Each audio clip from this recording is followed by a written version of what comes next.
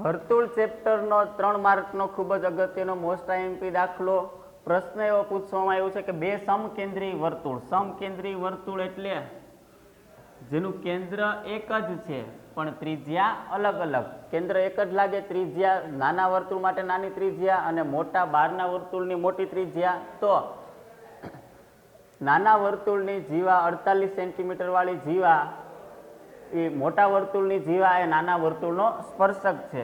અહીંયા એક જીવા દોરવામાં આવી, એની લંબાઈ 48 સેન્ટીમીટર, એ 48ના અડધા 24 નાના વર્તુળની ત્રિજ્યા મેળવવાની કીધી અને મોટા વર્તુળની ત્રિજ્યા કેટલી આપી? 25 સેન્ટીમીટર. નામ આપી દઉં, વર્તુળનું કેન્દ્ર O, જીવાનું નામ AB અને છેદે ત્યાં M. તો હવે ત્રિકોણ OMB માં કયો ખૂણો 90 અંશનો છે? માપ ખૂણો M 90 અંશનો છે.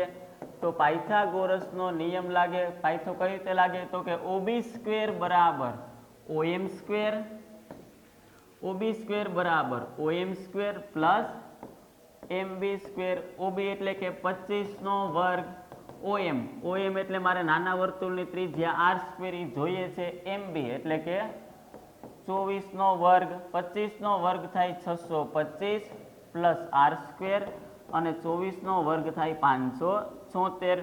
આના પછી 576 બરાબરની ઓલી બાજુ જાય, 625 minus 576 equal to R square. 6 ને 5 15, 15 માંથી 6 જાય 9 અને 62 61 માંથી 57 જાય એટલે 4 49 બરાબર R સ્ક્વેર.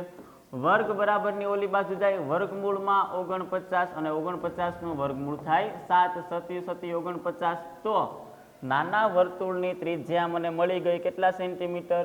7 સેન્ટીમીટર. જોઈ લો આખો દાખલો તમે એક વખત.